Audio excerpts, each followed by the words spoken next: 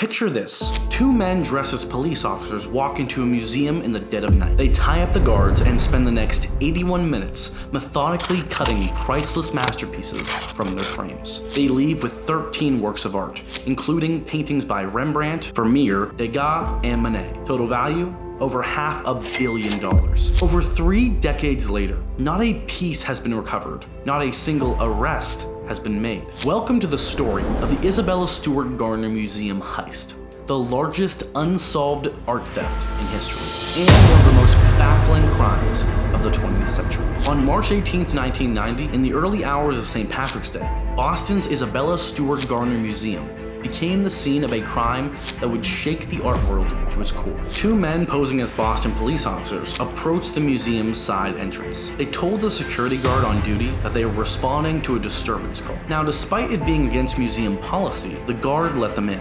What happened next was a masterclass in audacity and precision. The thieves handcuffed both guards and took them to the basement, where they were secured to pipes and their mouths taped shut. With the coast clear, the thieves began their work. Over the next hour and 21 minutes, they moved through the museum with surprising knowledge of the layout and the location of the specific pieces. They didn't go for the most valuable paintings in monetary terms. Instead, they took an eclectic mix of items that has baffled investigators and art experts ever since. The most valuable piece taken was the Concert by Vermeer, one of only 34 known works by the Dutch master. Estimated value? A cool $250 million. They also took Rembrandt's only known seascape, The Storm of the Sea of Galilee, and a postage-sized Rembrandt self-portrait. Oddly, they left behind the museum's most valuable piece, Titan's The Rape of Europa. Instead, they took 5 Degas sketches and a bronze eagle finial from a Napoleonic flag. They even attempted to steal a Napoleonic silk flag, but gave up when they couldn't unscrew it from the wall. In a final bizarre twist before leaving, they made 2 trips to their car with the loot, then returned to the security desk and took the footage from the security cameras. As dawn broke over Boston, the thieves vanished into the night, leaving behind empty frames and a mystery that would captivate the world for decades. The heist wasn't discovered until the morning shift arrived at 8:15 a.m. By then, the thieves had a significant head start. The FBI was immediately called in, and what they found, or rather, what they didn't find, was perplexing. There was no fingerprints, no DNA evidence, and no clear motive. The security footage was gone. The guards, still tied up in the basement, could only provide vague descriptions. One guard mentioned that the thieves had unconvincingly fake mustaches, leading some to speculate that they might have been worn and concealed their identities from the cameras they knew were present. As news of the heist spread, the art world reeled. This wasn't just a theft, it was a cultural tragedy. The stolen works weren't just valuable in monetary terms, they were irreplaceable pieces of human heritage. Isabella Stewart Gardner, the museum's founder, had stipulated in her will the collection should remain exactly as she left it. Now, empty frames hang on the walls where masterpieces once resided, a haunting reminder of what was lost. The investigation that followed was one of the most extensive in FBI history. Agents followed leads across the globe, from Japan to Ireland, from South America to France. They looked into every possible scenario. Was it an inside job? Was organized crime involved? Was it a lone wolf with a bizarre obsession? One early theory focused on Whitey Bulger, the notorious Boston gangster. Bulger had connections to the IRA, and there were rumors that the paintings might have been used to finance terrorist activities. However, this lead, like so many others, eventually went cold. Another theory suggested that the heist was commissioned by a wealthy art collector, someone who wanted the paintings for their private collection,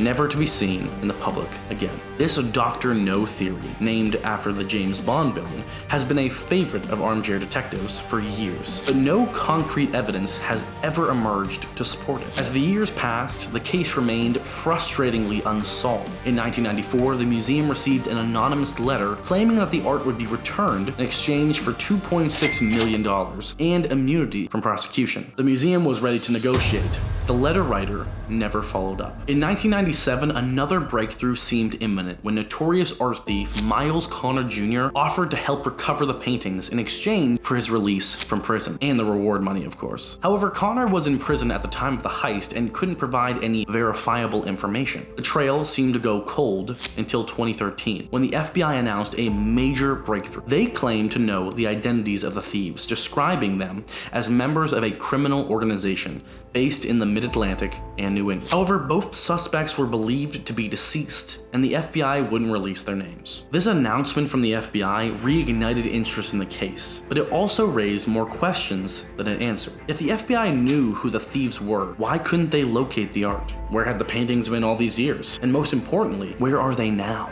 In 2015, the US Attorney's Office released grainy security camera footage from the night before the heist. It showed an unidentified man being let into the museum by a security guard. The man then spent several minutes speaking with the guard near the same side entrance the thieves would use the following night. Was this a dry run for the heist, or just a coincidence? Despite these clues, the Gardner heist remains unsolved. The statute of limitations on the thief itself has long expired, but possession of known stolen property is still a crime. This means that whoever has the art can't sell it on the open market without risking prosecution. The museum, for its part, has never given up hope. They continue to offer a $10 million reward for information leading to the recovery of the artworks. The empty frames still hang on the walls, waiting for the day when the missing masterpieces might return.